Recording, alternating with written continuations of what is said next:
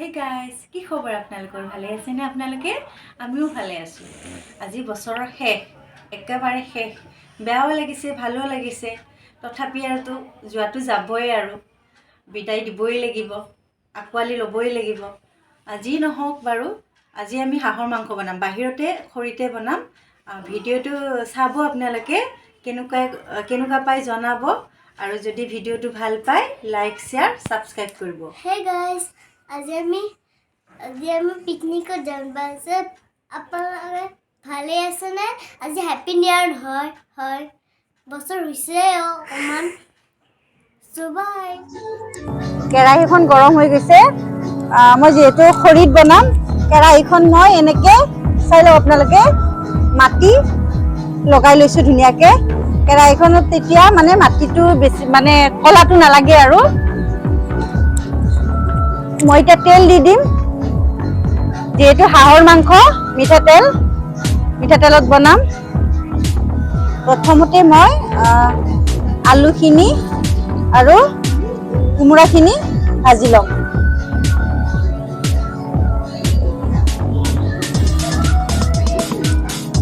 এতিয়া এইখিনি মই ভাজি লওঁ ভালকে।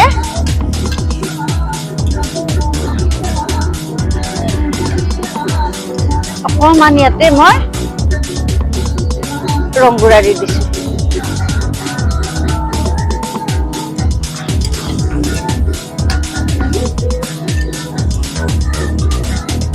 খৰিৰ জুইত বনোৱা মজাই বেলেগ। অকণমান কষ্ট হয়, কিন্তু মজাটো বেলেগ আৰু টেষ্টটো বঢ়িয়া আহে। এইখিনি ভাজা হৈ গ'ল, এইখিনি মই কাঢ়ি থৈ দিম ধুনীয়াকৈ। হাঁহখিনিত বহুত তেল আছে, মই বেছি তেল নিদিওঁ। প্ৰথমতে মই গৰম মছলাখিনি দি ল'ম তেলত। জিৰাখিনি দি দিছোঁ, গোটা জিৰা আৰু তাৰ জালুকো দি দিছোঁ। এতিয়া মই শুকান জলকীয়াখিনি দি দিম। এতিয়া মই পিঁয়াজখিনি দি দিছোঁ।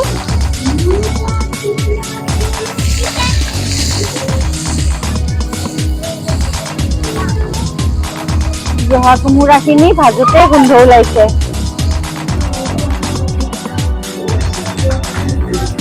পিঁয়াজখিনি ভাজা হৈ গ'ল। এতিয়া মই মাংসখিনি দি দিম। এয়া মাংস।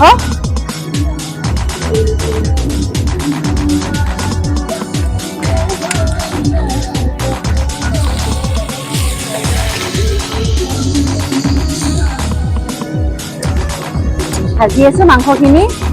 বিহু লগাইছে ধুনীয়া, বিহু লাগিছে। হাঁহৰ মাংসৰ লগত বিহুৰ পুৰা মানে জুতিৰ নিচিনা হৈছে আৰু। তেল ওলাই গৈছে, এইবিলাক চব তেল।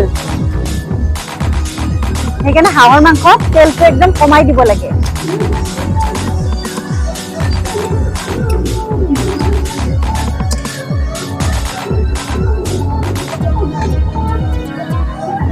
ঢাকনখন অকণমান দি লওঁ। মাংসখিনি চাই লওঁ মই এবাৰ। তেল একদম তেল হৈ গৈছে মাংস। এতিয়া মই আদা নহৰু দি দিম। আধা কিলো মাংস, সেই হিচাপ কৰি আপোনালোকেও দি দিব। মই 1.5 চামুচমান আদা নহৰু দি দিছোঁ।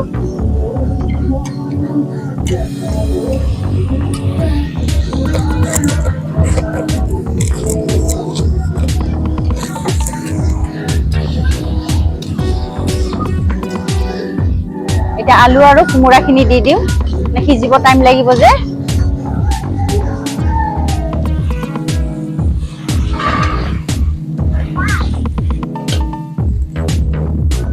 এতিয়া মছলাবিলাক দি দিম, ধনিয়া, জিৰা আৰু হালধি একেলগে দি দিম।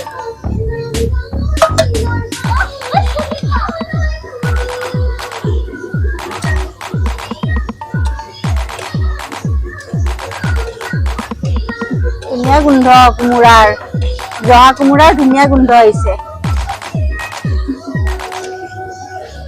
নিমখটো দি দিম।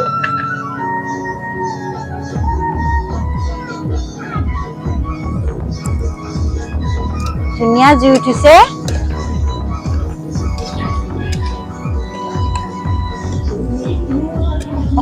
কালাৰটো দি দিম। কালাৰ ধুনীয়া ক'লা হৈছে, তথাপি অকণমান দি দিছোঁ। ঘৰৰ ভিতৰত ইহঁত দুটাৰ কাৰণে লোকেল মুৰ্গী বনাই থৈ আহিছোঁ গেছত। জহা চাউলৰ ভাত বহাইছোঁ। বিশেষ নবনাওঁ তেনেকৈ একো।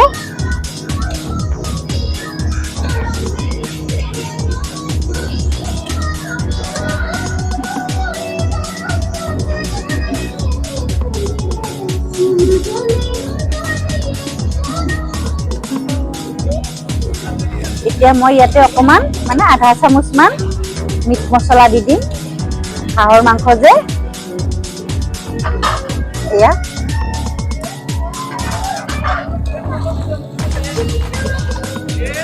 গোন্ধ, কি ধুনীয়া গোন্ধ।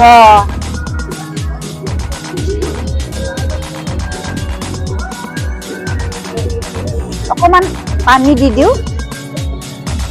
মাংসটো ধুনীয়াকৈ ভাজিব লাগিব, যিমান পাৰে আপোনালোকে সিমান ভাজিব। মই তেনেকৈ ভাজি আছোঁ। খৰি ধুনীয়া মোৰ।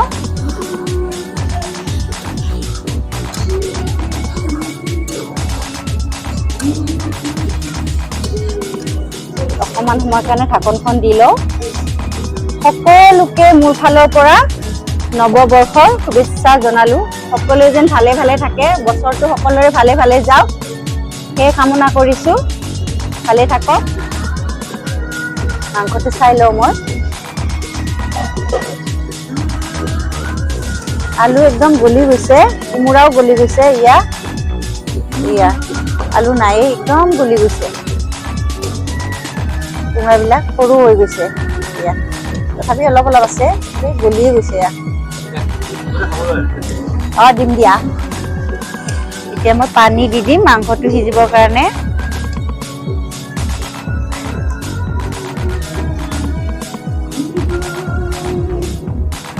পানীটো মই ইমান নাৰাখোঁ বাৰু, সিজিব দিম। মাংসটো সিজাৰ কাৰণে দি দিছোঁ। এতিয়া মই ঢাকনখন মাৰি দিওঁ। এতিয়া ধাম ধুম জুই দিম আৰু যিমান পাৰোঁ খৰি সোমাই ধুনীয়াকৈ। মাংসটো চাই লওঁ, ধুনীয়া উতলি আহিছে মাংস।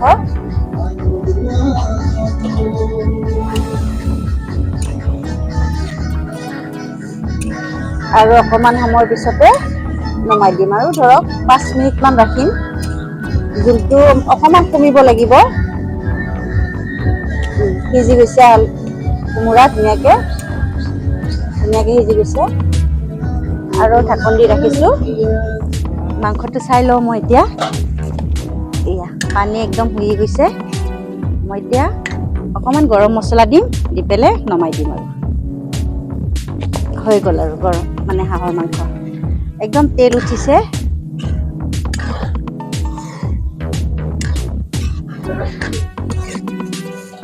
কাৰ কাৰ লোভ লাগিছে ক'বচোন। এয়া হৈ গ'ল, অফ কৰি দিলোঁ।